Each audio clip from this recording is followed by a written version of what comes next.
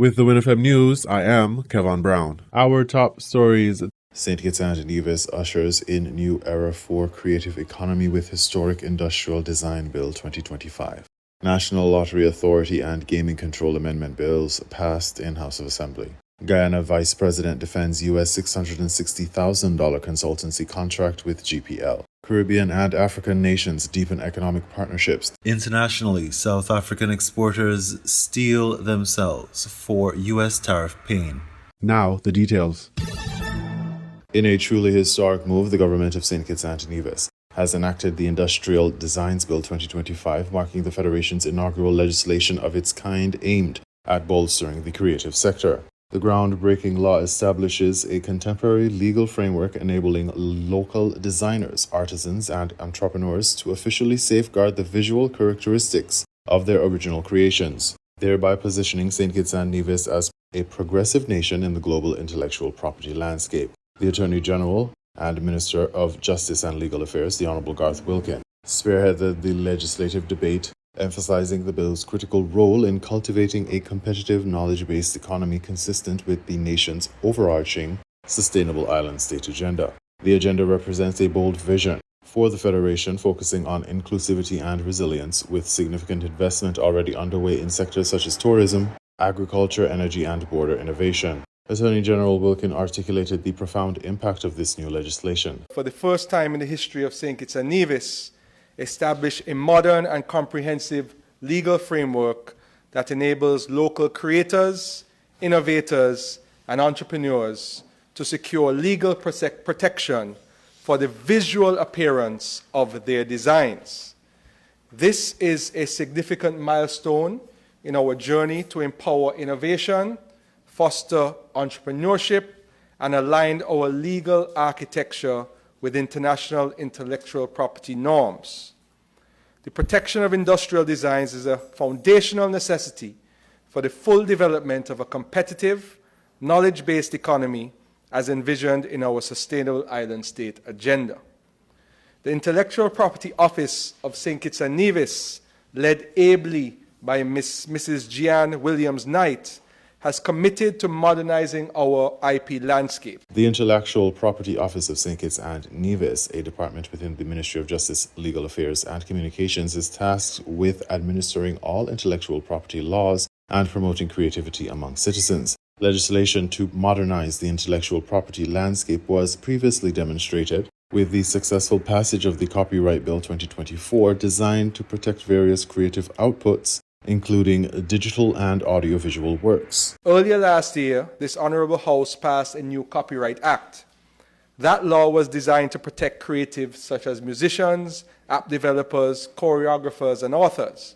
Today, we focus on another vital branch of intellectual property, the legal protection of industrial designs, that is, the look and feel of physical products. It is important to understand that each type of intellectual property serves a distinct purpose. Copyright protects original literary, musical, and artistic expressions. Patents or patents, potato, patents protect inventions and new methods. Trademarks protect distinctive business identifiers. And industrial designs protect visual innovation, the aesthetic dimension of products. For example, an inventor may patent a mango peeler for its functionality, but the unique shape and color pattern of that peeler may be protected through an industrial design.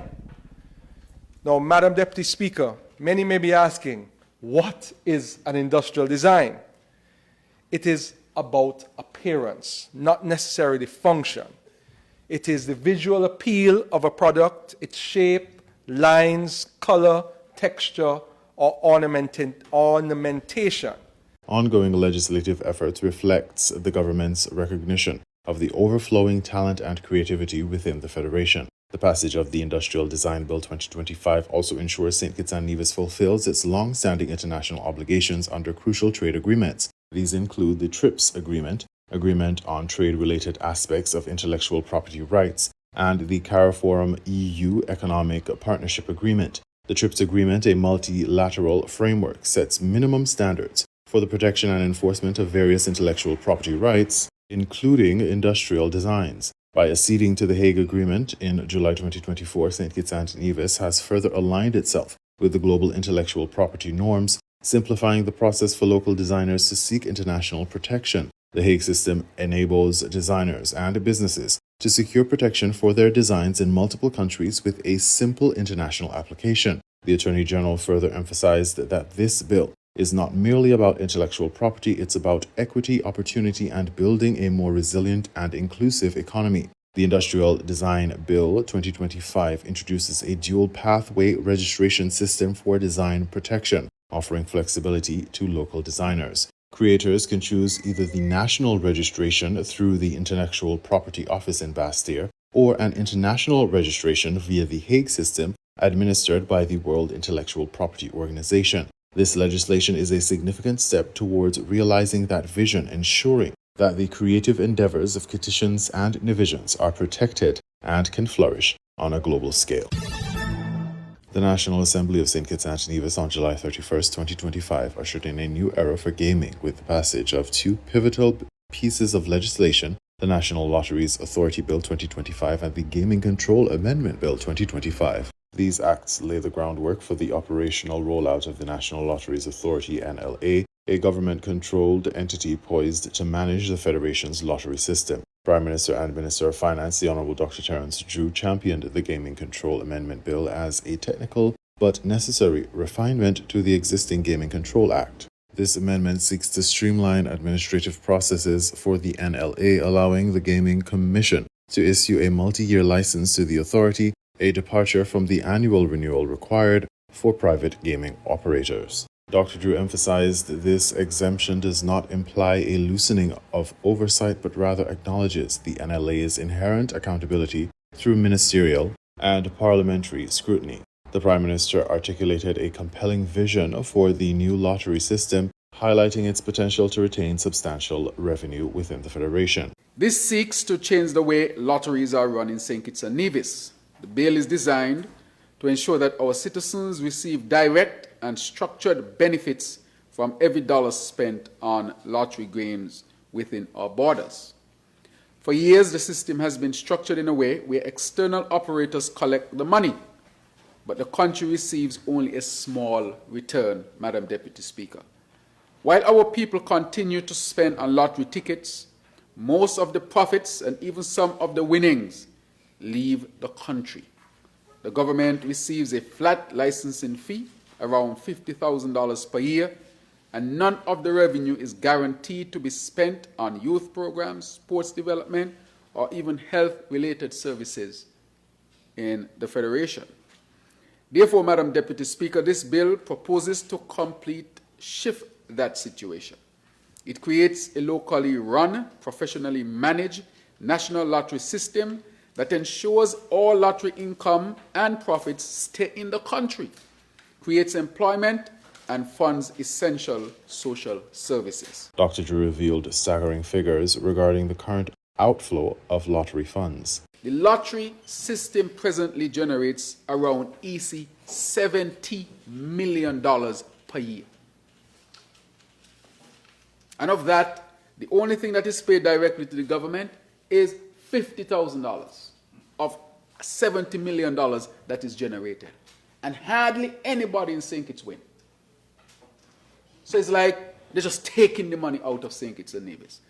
That cannot continue, Madam Deputy Speaker. I'm not talking about 7 million, $70 million.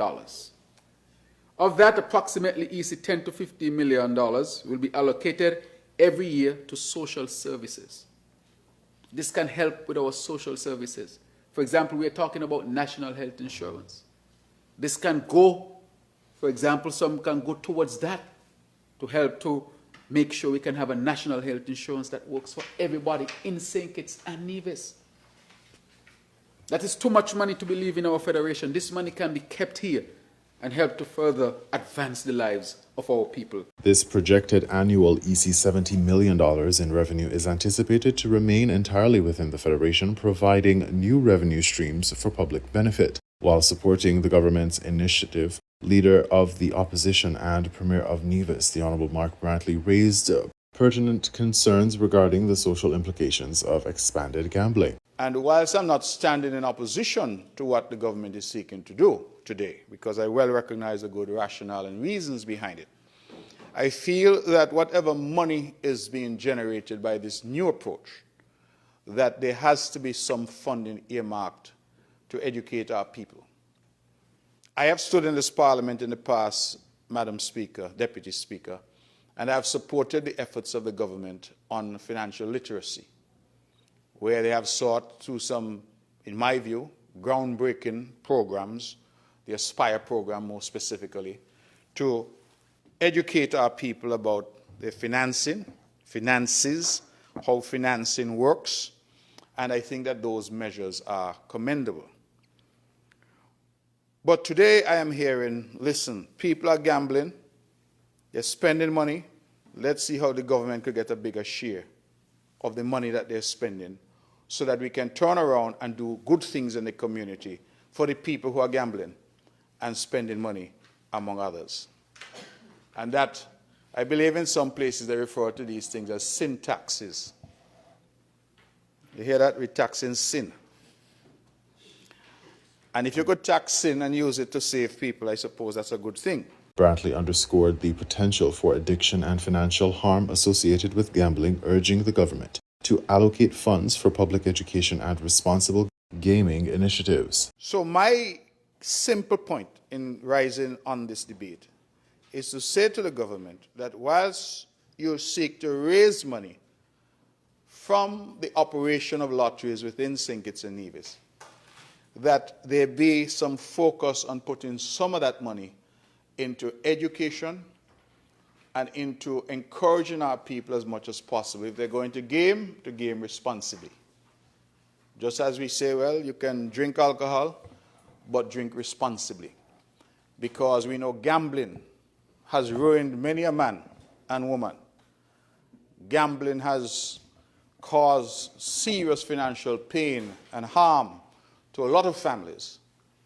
And I would want at least there to be in this House an appreciation of the negatives that could potentially be associated with gaming, and as a consequence, the encouragement of our people that there will be part and parcel of the money that we anticipate, some effort at education, re-education, continuous education, because I think only so can we really say to the Kittitian and Nevisian public that, listen, these programs are dovetailing into each other. He further expressed a perceived dichotomy between promoting financial literacy through programs like Aspire and simultaneously endorsing gambling. Put differently, Madam Deputy Speaker, I would have difficulty supporting Aspire, which is intended to educate and help our people in relation to their financial management, and at the same time appearing to support gambling, which arguably does the opposite. Now, if you win, the Prime Minister says everybody going to get a chance to win, then that's a good thing perhaps. But what if you lose and you're a perennial loser? Or what if, as I hear sometimes, you win a little something and so you get the little sweetness now in your mouth. You start to say, boy, I win 10,000, let me keep going. And you lose not only that, you lose everything else. You start to borrow money from friends and family. You start to do various things. Brantley concluded by highlighting the need for a balanced approach, acknowledging both the upside of revenue generation and the downside risk of social consequences. And so we have, whether it is marijuana, whether it is gaming, whether it is alcohol, whatever it is we come into this House and talk about, we have to, I believe, be open in terms of our debate and our presentations and say, listen, this is the upside. The upside is we will make money. When we look around the region, we see other countries with their lotteries commission earning money for good purposes, to be put to good uses. But there is a downside as well. And how do we manage the downside risk? Everything in life we do.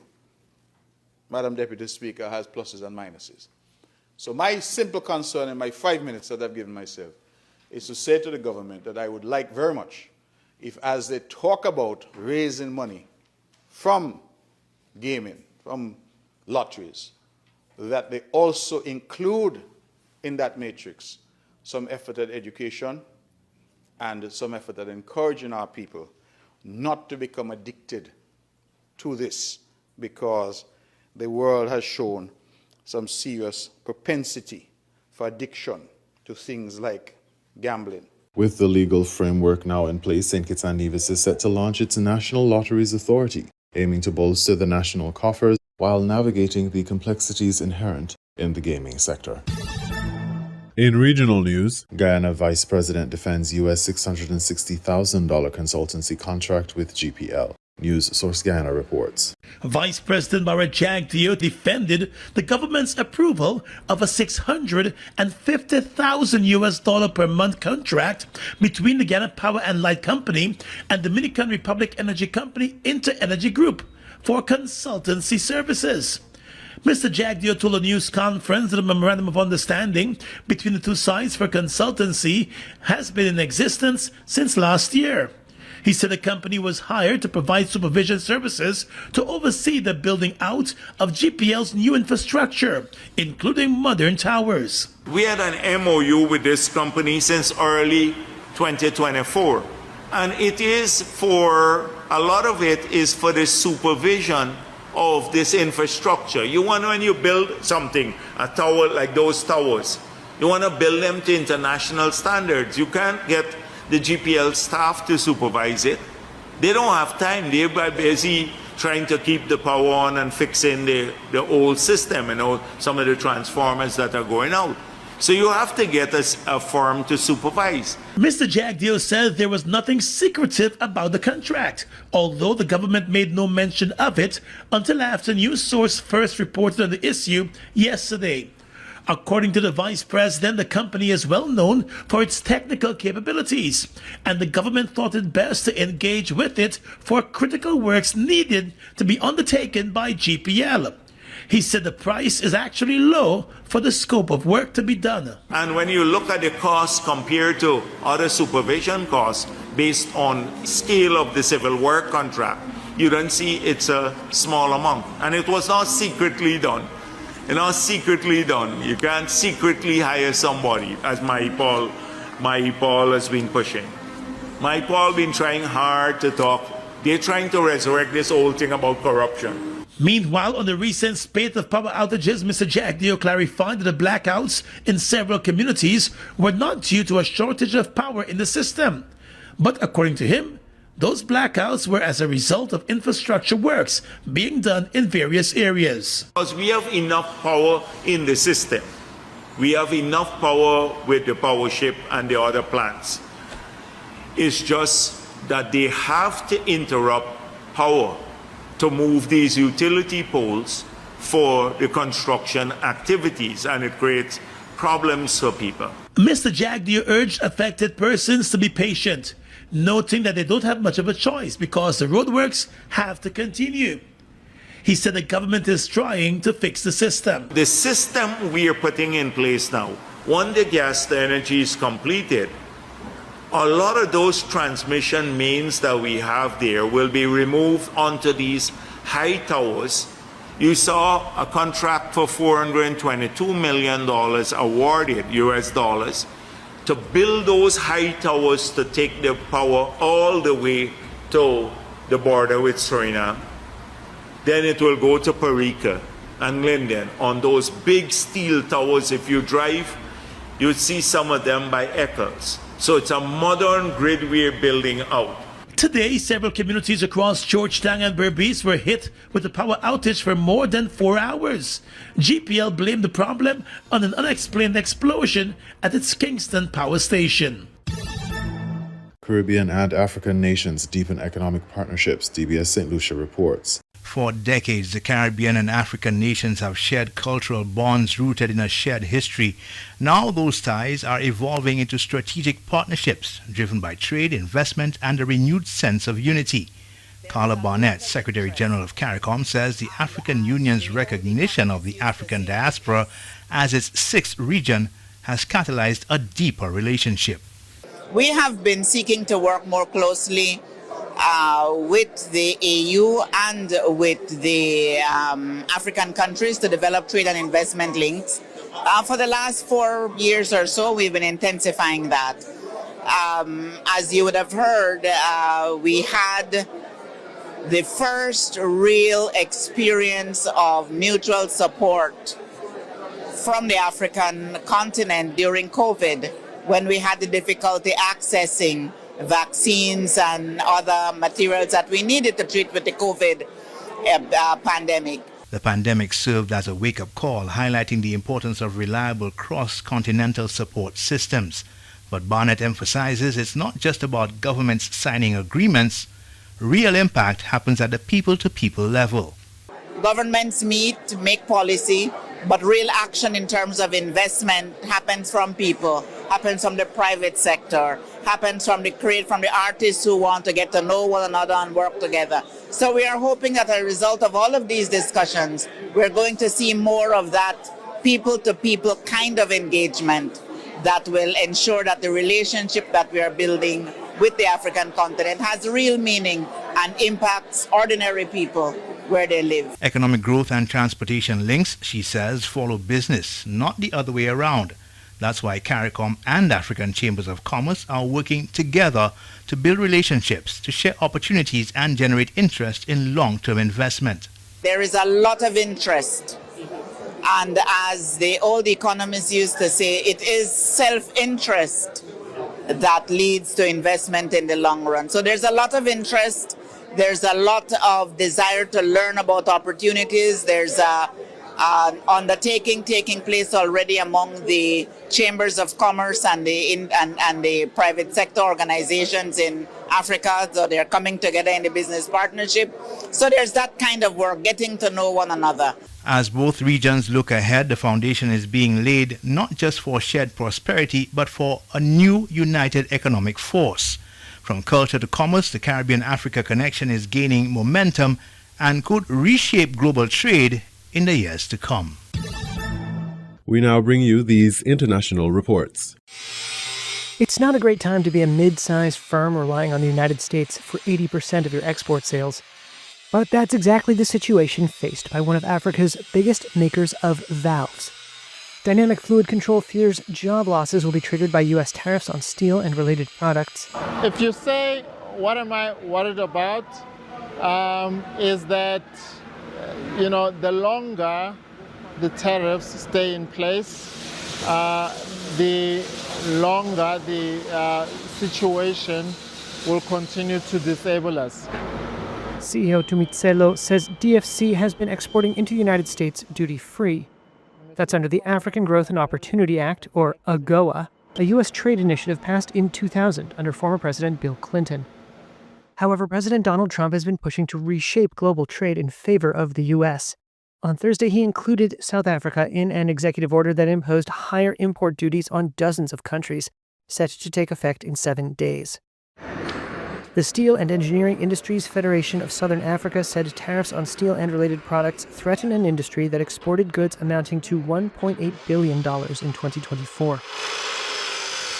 If one considers the fact that access to the U.S., say through AGOA, which was tariff-free, but even on those products that were tariffed, the U.S. generally has a very low rate of taxation in terms of import duties. So the point is then that a tariff to then increase tariffs to 30% effectively nullify that market. There's no amount of exchange rate weakness that could compensate for that 30% depreciation. The U.S. is South Africa's second largest bilateral trading partner after China. However, in the first 5 months of this year, iron and steel imports to the U.S. declined by around a quarter to $204 million compared with the same period in 2024. On Friday, South Africa said it would draft measures to support exporters across all sectors hit by the new 30% tariff, including the launch of an export support desk. However, some lawmakers criticized the support desk initiative as insufficient, with the Democratic Alliance, the second largest party in parliament, going as far as to call it, quote, laughable. a fact-finding mission conducted under heavy security. U.S. Special Envoy Steve Witkoff visited one of the food distribution sites run by the controversial Gaza Humanitarian Foundation near Rafah. Witkoff said he spent 5 hours on the ground assessing the food and medical needs of the population.